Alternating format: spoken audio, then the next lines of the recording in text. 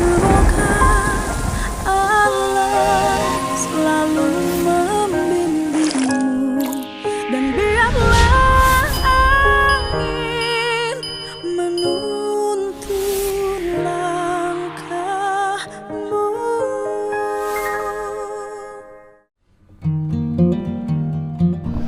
Wah, ibu-ibu jam segini suaminya mau ngambek.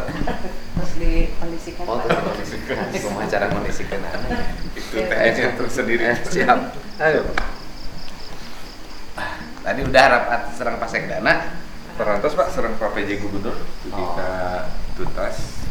Oke, yang paling utama bahwa kita ini nggak motongin anggaran ya. Kita ini nggak jadi jagal anggaran Pemprov Jabar. Kita ini hari ini lagi membuat nalar anggaran. Yang disebut nalar anggaran itu adalah mana yang prioritas, mana yang tidak prioritas. Mana anggaran yang wajib kita laksanakan, mana anggaran yang sunnah kita laksanakan, mana anggaran yang makruh kita laksanakan, mana anggaran yang subhat kita laksanakan, mana anggaran yang haram kita laksanakan. Jadi ada tingkatan dan seluruh rangkaian itu pasti dilakukan dengan cara-cara yang bijak. Jadi dalam pandangan saya tidak ada misalnya dipotong anggaran semua OPD 70%, enggak, bukan begitu. Ada OPD yang bisa jadi tidak boleh dipotong. Kenapa? Karena nyusun anggarannya udah bener. Nyusun perencanaan anggaran belanja rutinnya udah bener, nyusun anggaran pelaksanaan anggaran belanja modalnya sudah benar gitu kan, belanja barang dan jasa sudah benar sesuai dengan yang dibutuhkan. Bisa jadi dalam pandangan saya jangan dipotong gitu loh, 1 sen pun kalau sudah benar kan gitu loh. Makanya kan kita hari ini membuat rasionalisasi, dan bisa jadi ada anggaran, nomenklatur anggaran yang 100% harus hilang, harus dipindahin. Karena apa? Karena anggaran itu akan menjadi anggaran haram di kemudian hari kan gitu. Jadi pada semuanya jajaran Pemprov Jabar tenang saja, santai saja. Kemudian toh anggaran yang kita pegang bukan anggaran pribadi kita, semua anggaran negara. Maka ketika negara meminta anggaran itu digunakan sebesar-besarnya untuk kemakmuran rakyat, maka semua harus melepaskan. Gitu loh. Yang disebut kemakmuran rakyat itu, satu, rakyat merasa makmur, merasa nyaman karena mendapat fasilitas jalan yang baik dari pusat kota provinsi sampai pelosok kampung di ujung genteng, kan gitu. Di pusat kampung di ujung selatan Garut, di ujung selatan Pangandaran, di ujung timur Kuningan.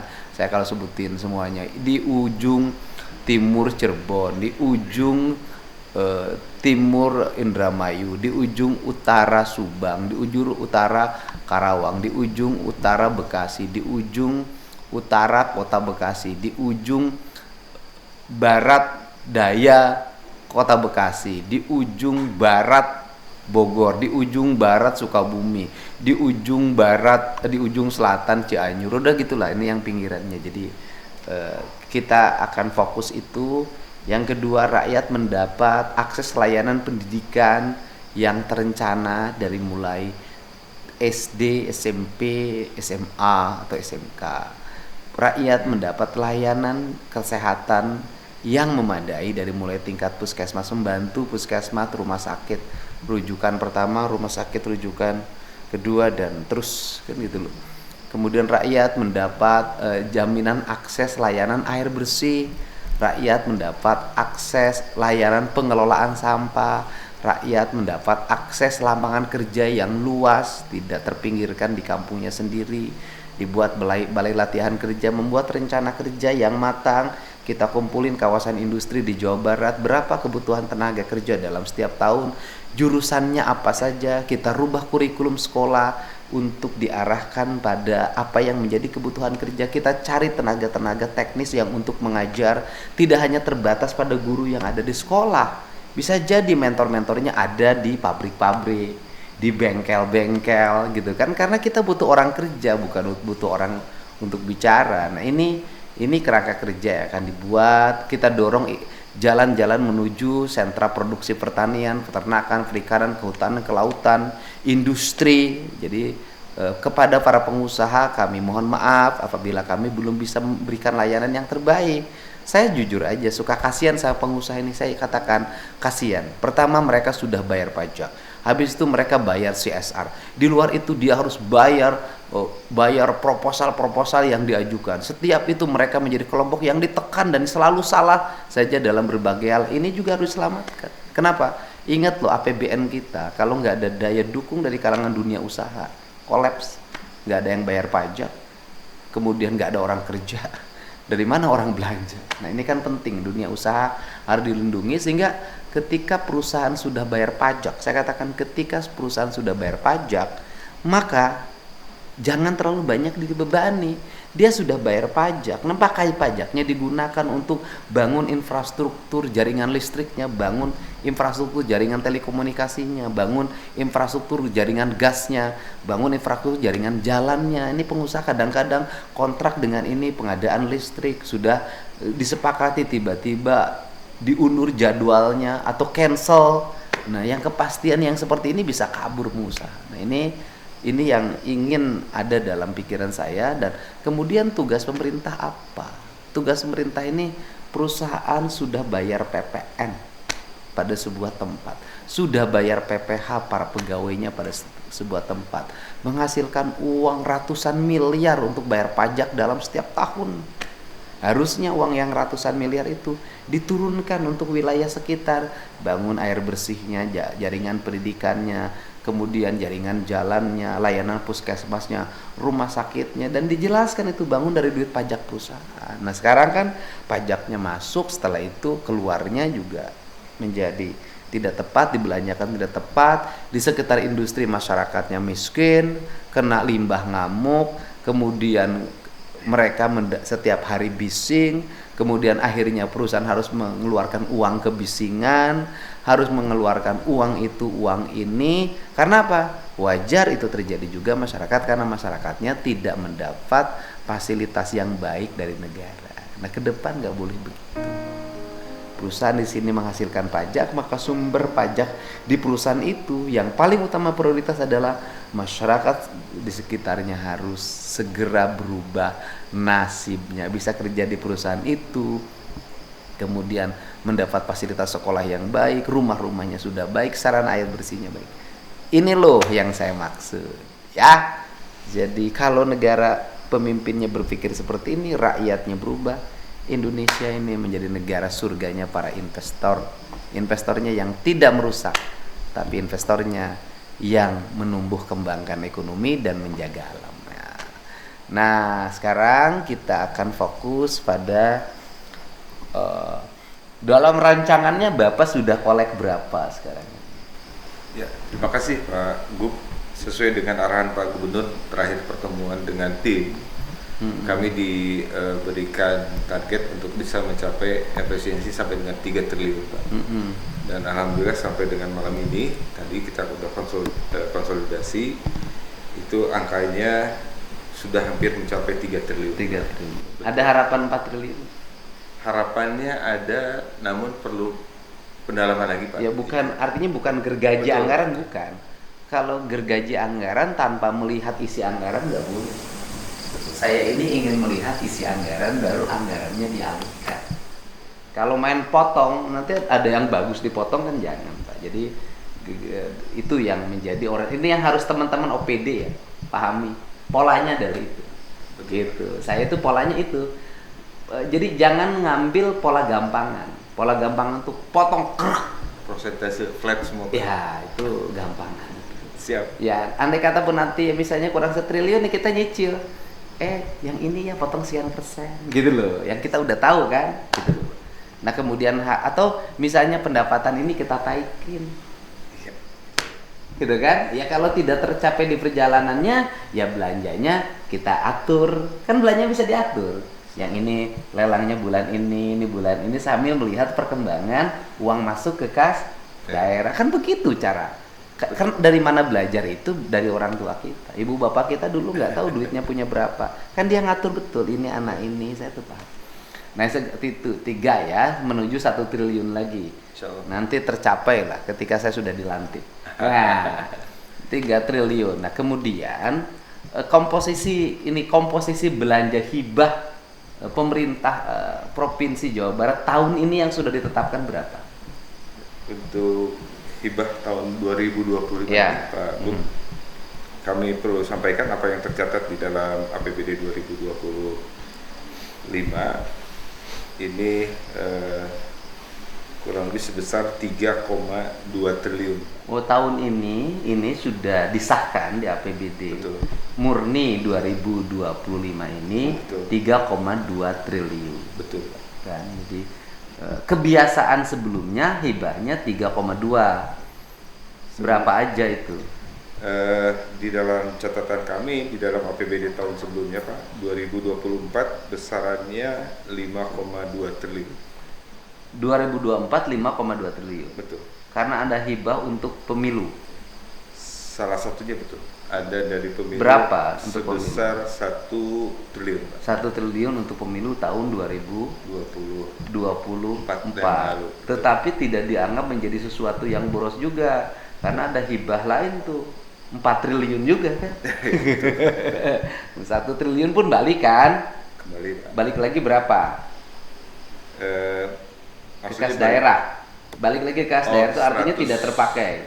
127 miliar. 120. Berarti pemilu kemarin menghabiskan uang berapa? 870 Nah, ya kan? 70 miliar. 870 miliar untuk penduduk Jawa Barat yang segede ini. Betul. Dan uangnya kan tidak hilang. Uangnya Kenapa? Jadi honor Linmas, jadi honor KPPS, jadi honor PPK. PPK, jadi percetakan, melahirkan orang kerja. Betul. Itu kan ada regulasi yang terbangun, melahirkan pemimpin baru. Ya. Yang mudah-mudahan pemimpin baru itu saya dihasilkan dari uang 870 miliar. Betul. Biaya untuk menghasilkan saya ini 870 miliar. Siap. Sekarang sudah bisa mengefisiensikan uang 3 sebesar 3 triliun. Jadi saya sudah nyumbang dan tim semua pada negara sekarang. Betul. Ya kan? Sudah nyumbang nih pada negara. Yaitu 2,2 triliun. Nggak rugi mengeluarkan 870 miliar karena sudah nyelamatin uang 2,2 triliun baru 1 tahun. Bisa jadi kan nanti nyelamatin uangnya adalah 3,2 triliun.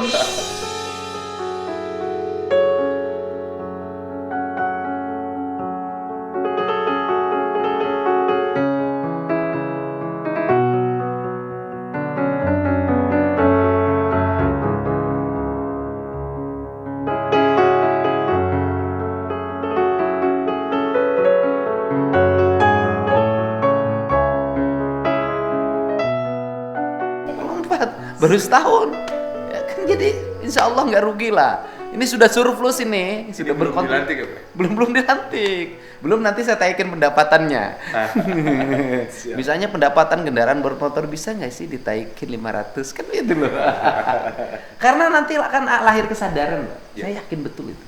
Saya yakin betul, dan baru kan kita membangun, kemudian mendorong anggaran, mendapat respon publik yang sangat luar biasa.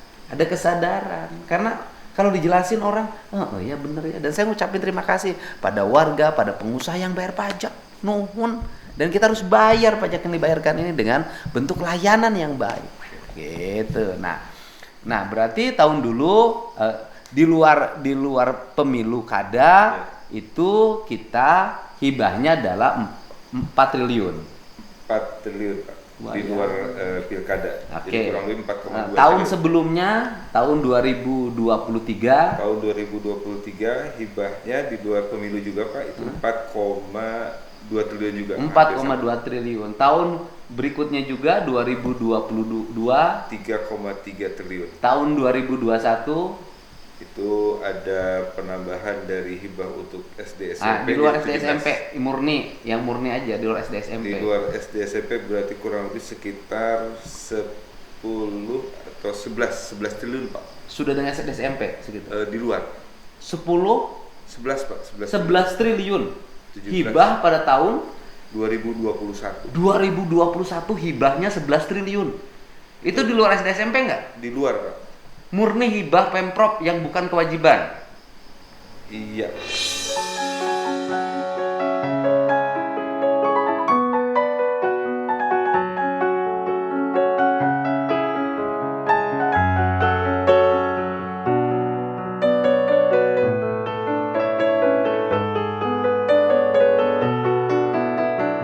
Yang Ya di dalamnya nggak masuk dana bagi hasil. di luar, Pak. Di luar. Di luar. Itu hibah 11 triliun. Ya. Iya.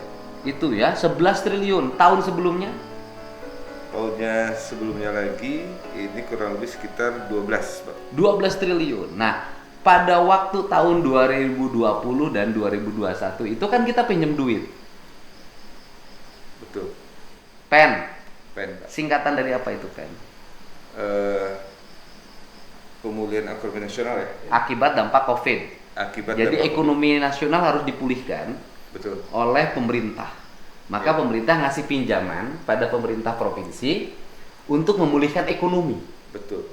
agar rakyat kerja, Ya. agar ekonomi berputar kembali. Betul. Nah, gitu kan. Nah, uang yang pinjaman itu Ya. dibelanjakan untuk apa? Ya. Terima kasih Pak Gub. Jadi memang tahun 2020 adalah masa Covid yang Ya. kemudian akhirnya APBD kita juga dilakukan beberapa refokusi. Oke, Penerima refokusi. juga menurun sehingga dilakukan pemulihan ekonomi nasional tadi di Jawa Barat dari tahun 2020 dan 2021 sebesar 3,4 triliun. Dari 3,4 triliun ini dilakukan beberapa kegiatan. Di Ya. antaranya semuanya rinci aja dengan uangnya. ada- Biar orang tahu, seluruh rakyat Jawa Barat tahu Siap. kita punya utang. Utang itu dibelanjakan untuk ini gitu loh. Kan utang, Pak. Utang seluruh rakyat Jabar ini, Pak. Siap, betul Pak. Dari tahun 2020 dan 2021 beberapa kegiatan, ada 11 kegiatan. Oke. Dari 11 kegiatan ini pertama adalah infrastruktur jalan, Pak. Bangun jalan. Infrastruktur jalan ada 68 kegiatan. Itu Bangun kurang jalan. lebih 950 miliar. Oke, dari 3,4 dipakai bangun jalan 950 50 miliar. Yang kedua, Yang kedua infrastruktur pengairan, Pak. dipakai irigasi Irigasi itu Berapa? kurang lebih selama 2 tahun 28 miliar. 28 miliar. Oke, Yang dipakai irigasi. ketiga, betul. Yang ketiga air limbah, Pak. Perlu? Dipakai penataan air limbah. Betul. Itu Penanganan. kurang lebih sekitar 10 miliar. Nah, 10 miliar untuk penanganan air limbah. Betul. Terus Yang keempat infrastruktur perumahan rakyat. bangun rumah. Bangun rumah Rutilahu Rutilahu kurang lebih 877 miliar. 877 miliar pakai bangun Rutilahu. Betul. Oke, bagus gitu. Yang kelima infrastruktur ruang terbuka publik, Pak. Dipakai bikin taman. Ya. Berapa? Itu kurang lebih sekitar taman alun-alun, Pak. Itu kurang Oh, lebih dibikin sekitar alun-alun. Alun-alun di kabupaten mana aja tuh? di beberapa kabupaten kota ya. Ya pokoknya alun-alun di kabupaten Berapa? kota. Kurang lebih Itu ada 12 titik, Pak. 12 titik. Itu 165 miliar. 165 miliar pakai bikin alun-alun. Terus Infrastruktur perkotaan bangunan publik. apa itu?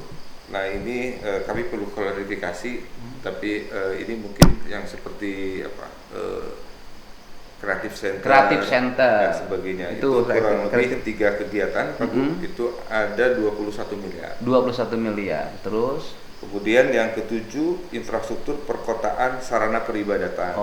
bangun apa itu? Itu bangun Masjid Al-Jabar. Al-Jabar, bangun Masjid Al-Jabar menggunakan Besarnya- dana pinjaman PEN sebesar 207 miliar. 207 miliar. Itu kegiatan yang ketujuh. Kegiatan yang kedelapan infrastruktur sosial pariwisata. Bangun apa itu?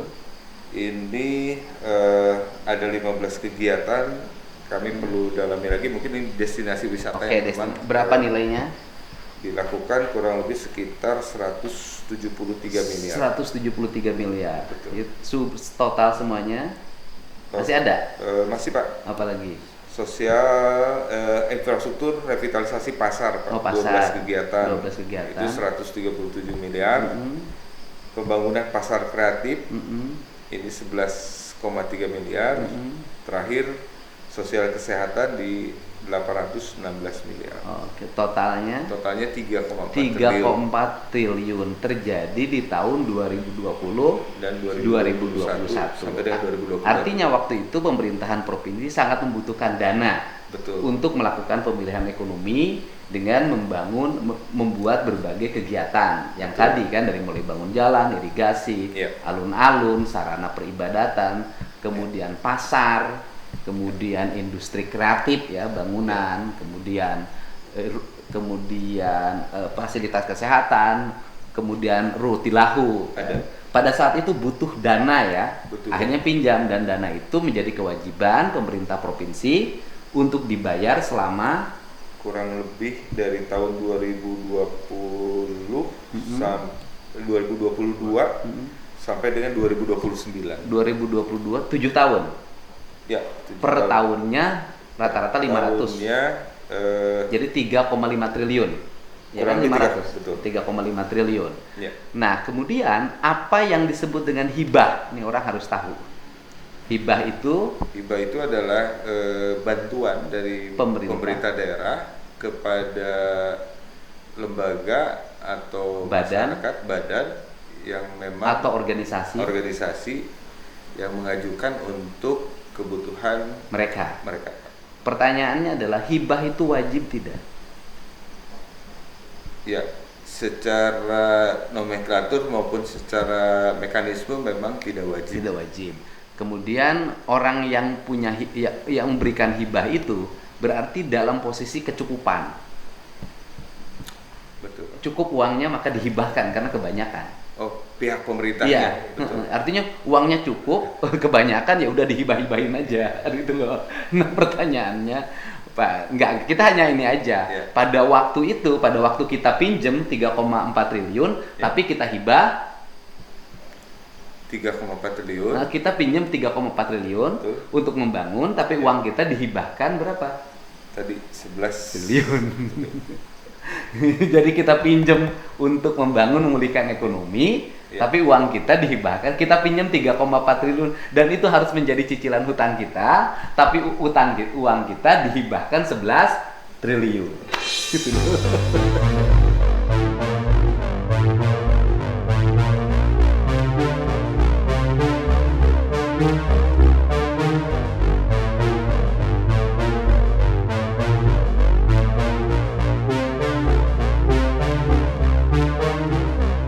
Dan izin mungkin Pak Gub, salah satu hibah yang kita lakukan juga adalah hibah untuk BOS Pak, untuk pendidikan. Ya oke, dikurangi BOS berapa dari 11 triliun?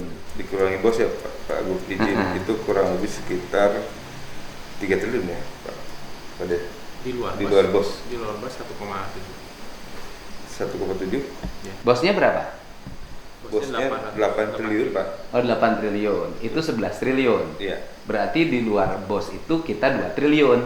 kurang lebih Pak. Ya kan? Tahun berikutnya kita hibah lagi di luar BOS 3,3. 3,3 triliun. Artinya Oh, bahwa di luar BOS ya Pak. nah, di luar BOS tahun berikutnya Berarti sekitar 1,6 1,6 triliun. Arti bahwa 11 triliun itu memang ada hibah yang menjadi kewajiban, Betul. yaitu membayarkan BOS. Betul. Nah, di luar BOS itu uang kita yang dihibahkan sebesar kurang lebih 2 triliun. Betul. Tahun berikutnya uang kita yang dihibahkan Betul. adalah 1,6 triliun. Kemudian naik lagi sebesar 2 triliun. 2 triliun naik lagi, naik Dan lagi. naik lagi sebesar tadi 2,2 triliun. 2,2 triliun. Dari Naik lagi. 1,6 2 triliun 2,2 dan sekarang kurang lebih sekitar 2,4 ya. Ya, artinya 2,5 triliun. kalau kita tidak menghibah-hibahkan uang itu dulu, kita lunasin utang, udah lunas dong. Kalau dikumpulin ya Pak. Ya, udah surplus malah. Surplus. Itu kalau kita nggak dulu hibah-hibahin, kita masih punya utang nih berdasarkan audit BPK misalnya, kita masih punya utang, BPK memberikan saran sebaiknya tidak dilakukan pengeluaran dana hibah dulu, tetapi lebih baik membayar hutang dulu. Lunas ya Pak ya? Lunas. Juta lunas. Iya. Ya kalau saya sih minta sekali lagi kan UMKM dilunasin gitu loh. Kan UMKM dilunasin sama pemerintah kan, Pak hutang-hutang Presiden. UMKM ya kan. Mudah-mudahan Bapak Jawa Barat tuh ini kita berapa lagi sih? Apanya Pak? Hutangnya kita berapa lagi? Untuk pen yang sisa cicilan yang kita akan lakukan di tahun 2025 ini kurang lebih sekitar 566 Jadi sisanya sampai dengan 2029 2025 sampai 2008 560 miliaran. Kemudian sisanya 2029 211 miliar. Jadi kurang lebih sekitar totalnya 1,8 triliun Pak. Ya buat Ibu Menteri Keuangan 1,8 triliunnya lunasin ya. Buat bangun jalan. Buat bangun jalan, buat bangun jembatan, irigasi, sekolah-sekolah, pokoknya Jawa Barat pengen istimewa. Kalau Jawa Barat ini istimewa, maka Indonesia bakal hebat.